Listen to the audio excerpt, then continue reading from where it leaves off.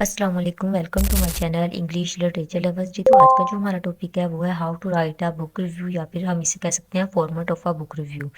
इसका हम डिटेल से एनालिसिस करेंगे। आपको इसमें हैंड रिटन फॉर्म में मटेरियल शेयर किया जाएगा और इजीली समझाया जाएगा। इससे पहले मैंने टॉपिक बनाया था राइटिंग अ बुक रिव्यू, वो आपको चैनल इंग्लिश लिटरेचर लवर्स पे मिल जाएगा। ये वाला टॉपिक बहुत ईजीली बनाया गया है जी। तो अब हम अपना टॉपिक स्टार्ट करते हैं।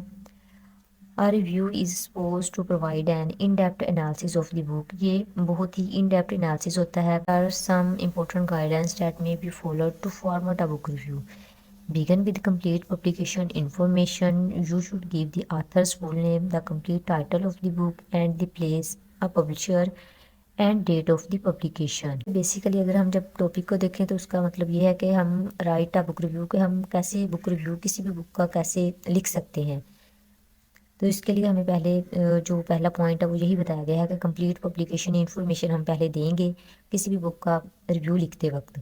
उनका हम बताएंगे आथर्स का फुल नेम, कंप्लीट उसका टाइटल बुक का बताएंगे, प्लेस बताएंगे किस जगह पर ये लिखी गई थी, किस जगह का उधर बयान किया गया है, पब्लिशर के बारे में बताएंगे और डेट ऑफ द पब्लिकेशन के बारे में भी बताएंगे कि ये कब किस डेट को पब्लिश हुई थी ये वाली book.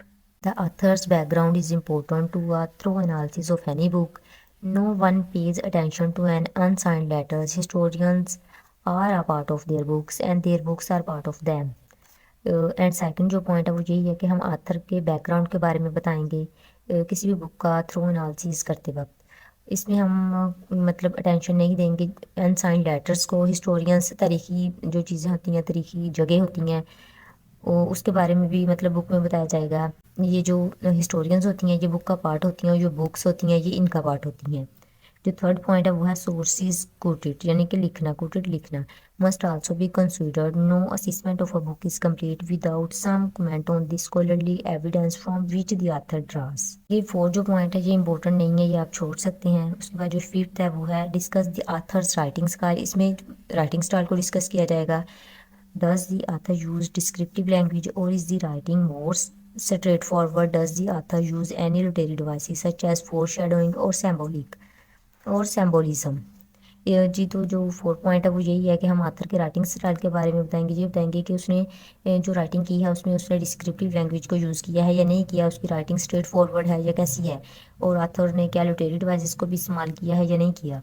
The next step is to introduce the main characters. Six point में यानी कि फाइव पॉइंट में हम करेक्टर्स के बारे में बताएंगे जो मेन करेक्टर्स होंगे उस बुक में।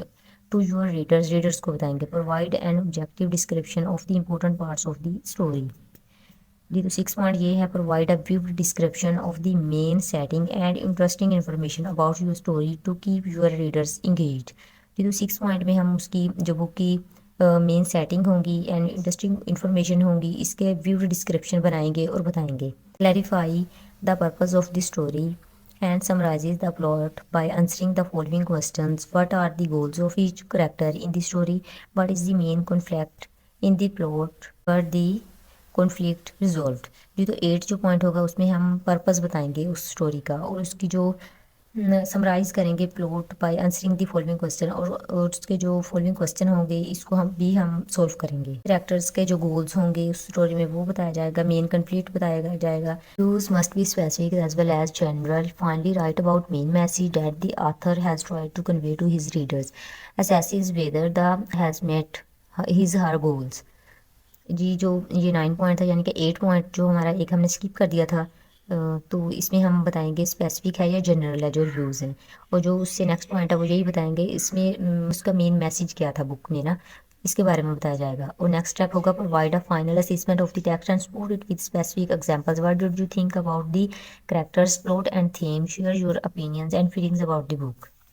फाइनल असेसमेंट के बारे में बताया जाएगा और उस बुक में आप अपनी फीलिंग्स कैसी रखते हैं उसको पढ़ के उसके बारे में बताया जाएगा। Reviews must be both descriptive and analytical.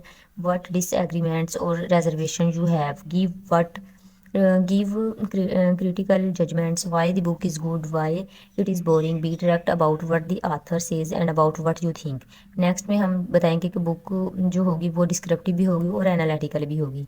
उसमें आप डिसएग्रीमेंट्स क्या रखते हैं और एग्रीमेंट्स क्या रखते हैं कि ये बुक अच्छी है तो क्यों अच्छी है, बोरिंग है तो क्यों अच्छी है, तो उसके बारे में हम डायरेक्टली बताएंगे। Compare the book to others in its genre, it compares in terms of quality, style and themes. Type के लिख रहे हैं उसको उसी जेनरा की बुक से कंपेयर करेंगे और उसमें ये भी देखेंगे, उनको जब कंपेयर करेंगे तो इन चीज़ों को देखेंगे, उसकी क्वालिटी, स्टाइल एंड थीम्स को देखा जाएगा।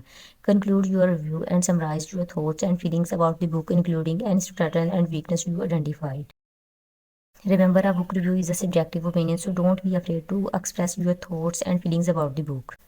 जी, तो ये बुक का रिव्यू जो होता है ये सब्जेक्टिव ओपिनियन होता है, तो आपने कभी भी मतलब अपने थॉट्स एंड फीलिंग्स को बुक के बारे में बताते हुए खौफज़दा नहीं होना। आपने फ्री फॉल आज़ादी से अपने जो पॉइंट्स होंगे, आपकी जो फीलिंग्स इमोशंस होंगे उसके बारे में आपने बताना है।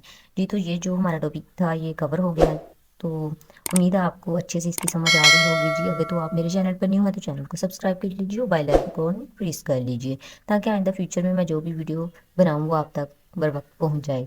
वीडियो आपको पसंद आए लाइक ज़रूर करना है। जी, तो मिलते हैं नेक्स्ट वीडियो में। Thank you for watching.